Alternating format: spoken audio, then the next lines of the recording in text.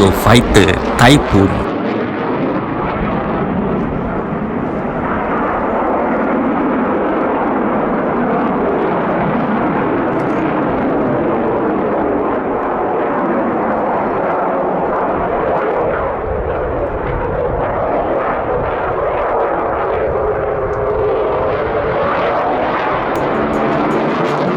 Eurofighter Typhoon jika di dalam bahasa Melayu ianya bermaksud taufan. Ianya merupakan sebuah pesawat tempur pelbagai peranan lincah, sayap delta, berkanak dan berenjin kembar. Pesawat ini direka dan dibina oleh satu konsortium gabungan 3 syarikat kongsi iaitu Alenia Aeronautica, BAE System dan EADS. Projek ini telah diuruskan oleh NETMA iaitu NATO Eurofighter and Tornado Management Agency yang bertindak sebagai pelanggan utama. Pesawat ini telah mula berkhidmat dengan Tentera Udara Diraja Britain, Tentera Udara Jerman Luftwaffe, Tentera Udara Itali dan Tentera Udara Sepanyol serta Tentera Udara Austria. Arab Saudi pula telah memeterai perjanjian kontrak bernilai Great Britain Pound 4.43 bilion untuk membeli 72 buah pesawat pada 2007. Pembangunan pesawat. Britain telah mengenal pasti keperluan untuk pesawat pejuang baru seawal tahun 1971 lagi. Spesifikasi AST-403 telah dikeluarkan oleh Staf Udara pada 1972, menghasilkan reka bentuk konvensional berekor yang dikenali sebagai P-96 yang mana ianya telah diperkenalkan pada akhir tahun 1970-an. Walaupun reka bentuk pesawat mungkin memenuhi keperluan staf udara, industri penerbangan Britain telah merasa sangsi disebabkan ianya menyamai pesawat FA-18 Hornet yang mana pada masa itu sedang dibangunkan juga. Reka bentuk pesawat mempunyai potensi untuk dibangunkan pada masa hadapan dan apabila pesawat ini dikeluarkan, ianya dijangka akan menembusi pasaran ekspor yang dikuasai oleh pesawat FA-18 Hornet. Pada masa yang sama, pada tahun 1979, Jerman Barat memerlukan pesawat pejuang baru yang membawa kepada pembangunan konsep TFK-90. Walaupun pereka British Aerospace menolak beberapa ciri reka bentuk termaju pesawat ini seperti muncung, enjin vektor dan kawalan lubang trailing edge, mereka telah bersetuju dengan konfigurasi keseluruhan. Pada tahun 1979, British Aerospace dan Messerschmitt Bölkow Blohm mengemukakan cadangan rasmi kepada kerajaan masing-masing untuk ECF pesawat tempur ini. Pada Oktober 1979, Dassault menyertai kumpulan ECF untuk penyelidikan 3 negara yang mana ianya dikenali sebagai pesawat tempur Eropah. Dan pada ketika inilah nama Eurofighter telah diperkenalkan. Pada ketika itu, Perancis telah membangunkan pesawat ACX. Britain pula menghasilkan 2 reka bentuk pesawat P-106 adalah pesawat-pesawat pejuang ringan, satu enjin. Pada zahirnya, ianya menyamai seperti pesawat JAS 39 Gripen, manakala pesawat P-110 adalah pesawat-pesawat pejuang 2 enjin. Konsep pesawat P-106 telah ditolak oleh Tentera Udara Diraja Britain. Pada masa yang sama pula, Jerman Barat menyambung usaha untuk memperhalusi konsep pesawat TFK-90. Projek pesawat ECA telah gagal pada tahun 1981 disebabkan oleh beberapa faktor termasuklah perbezaan keperluan, desakan Dassault untuk mengetuai reka bentuk dan pilihan Britain untuk menggunakan enjin terbaru RB199 berbanding pilihan Perancis enjin terbaru Snecma M88. Pada tahun 1984, Perancis menekankan keperluannya untuk versi pengoperasian di atas kapal pengangkut pesawat dan menuntut agar diberi tugas untuk mengetuai program. Manakala Britain, Jerman Barat dan Itali telah memilih untuk keluar daripada program ini dan menubuhkan program baru pesawat EFA. Pada 2 Ogos 1985, Jerman Barat dan Britain telah bersetuju untuk meneruskan juga program Eurofighter. Pengumuman perjanjian ini mengesahkan bahawa Perancis bersama-sama dengan Sepanyol memilih untuk tidak meneruskan keanggotaan di dalam projek ini.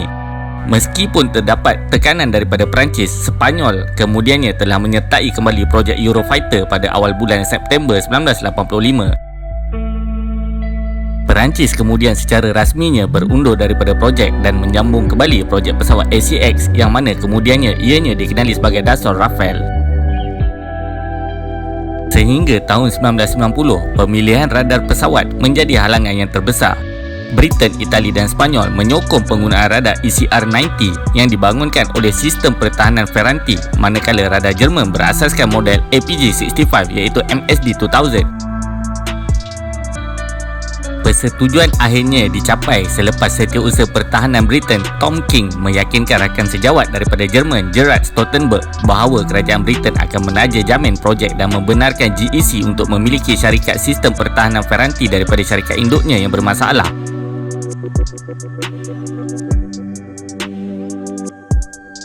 Ujian pesawat.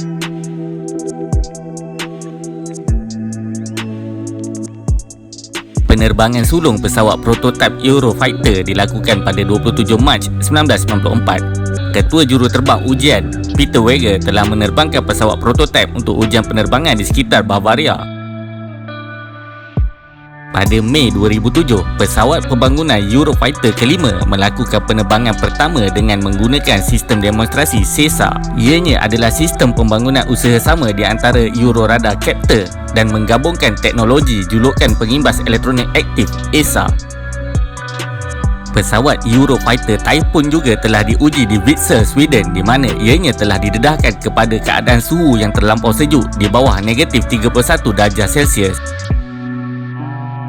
Penerbangan sulung pesawat Instrumented Production Aircraft 7, pesawat pertama yang dilengkapi sepenuhnya dengan transito, berlepas dari lapangan terbang Eats di Manching pada 16 Januari 2008. Semasa dibangunkan, versi pengeluaran bagi radar Captor E telah dicadangkan sebagai sebahagian daripada Eurofighter Typhoon Tranche 3 bermula pada 2012. Pesawat Tranche itu tidak menggunakan radar ESA tetapi radar pengimbas mekanikal Captor M yang menggabungkan keperluan berat dan ruang untuk memungkinkan tingkat upaya standard SESA. Sejarah operasi. Pada 4 Ogos 2003, Jerman telah menerima pesawat Eurofighter pengeluaran siri pertama GT003. Juga pada tahun yang sama, Spanyol menerima penghantaran pesawat siri pengeluaran pertama. Pada 16 Januari 2006, pesawat Typhoon T1 Tentera Udara Diraja Britain telah melakukan pendaratan cemas di RAF Koningsberg. Tayar hadapan pesawat ini dikatakan gagal berfungsi walaupun kedua-dua kaedah iaitu sistem biasa dan sistem kecemasan telah pun digunakan. Pesawat ini telah mendarat dengan menggunakan gear utama dan menggunakan brek aerodinamik. Pada masa yang sama juga, payung brek telah dilepaskan. Pesawat Typhoon T1 Tentera Udara Diraja Britain ini telah kembali semula bertugas pada 9 Ogos 2007. Kementerian Pertahanan Britain melaporkan bahawa Skuadron nombor 11 Tentera Udara Diraja Britain yang ditubuhkan sebagai Skuadron Pesawat Typhoon pada 29 Mac 2007 telah menerima 2 buah pesawat pelbagai fungsi Typhoon. Dan pesawat ini telah terbukti cemerlang apabila pada 17 Ogos 2007 2 pesawat Typhoon daripada Skuadron ke-11 telah diarahkan memintas pesawat Tupolev Tu-95 kerana dikatakan pesawat Rusia itu telah mendekati ruang udara Britain. Reka bentuk pesawat. Pesawat Typhoon mempunyai ciri sirip kecil dan binaan yang ringan. Pesawat ini akan mencapai tahap kelincahan yang sangat dahsyat apabila berada pada kelajuan supersonik. Reka bentuknya memberikan kestabilan optimum. Fly-by-wire memberikan kelebihan kepada juruterbang daripada melakukan kesilapan semasa manuver. Kawalan olengan pesawat dilakukan dengan menggunakan penutup kepak sayap. Ianya boleh dikendalikan dengan menggunakan sirip hadapan dan penutup kepak. Kawalan ke kiri dan juga ke kanan dikawal oleh kemudi. Pengemudian boleh dilakukan melalui kedua-dua sistem iaitu GPS dan sistem pengemudian inersia. Pesawat Typhoon juga boleh menggunakan sistem peralatan pendaratan ILS untuk melakukan pendaratan semasa cuaca buruk. Pesawat ini juga menggunakan subsistem bantuan pertahanan DAS yang bersepadu serta canggih dan sistem pengesanan ancaman juga telah disediakan di dalam pesawat ini. Kokpit pesawat. Pesawat Eurofighter Typhoon dilengkapi oleh kokpit kaca dan tanpa sebarang peralatan konvensional. Ianya termasuk paparan pelbagai fungsi pandang ke bawah yang berwarna penuh dilakukan dengan memanipulasi alat terkunci.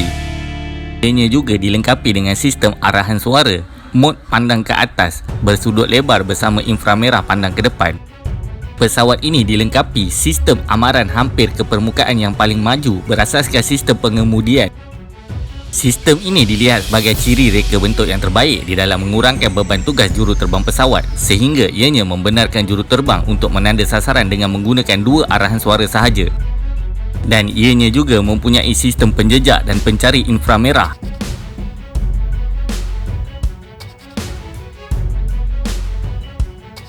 Prestasi pesawat.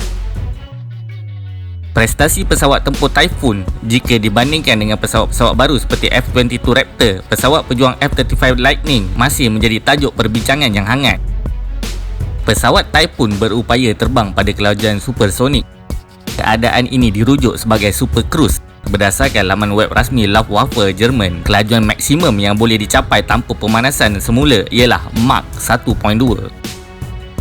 Pada tahun 2002, peluru berpandu MBDA Meteor telah dipilih sebagai peluru berpandu udara ke udara jarak jauh untuk pesawat Eurofighter Typhoon. Selain itu, Typhoon dilengkapi dengan ration AIM-120 AMRAAM.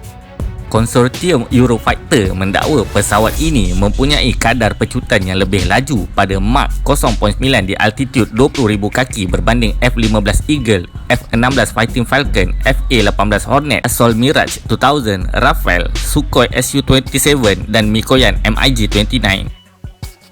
Upayaan udara ke darat.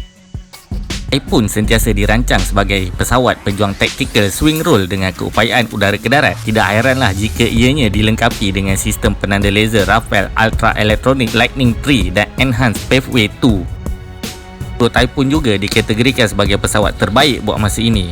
Walaupun pada permulaan pembuatannya seperti bermasalah,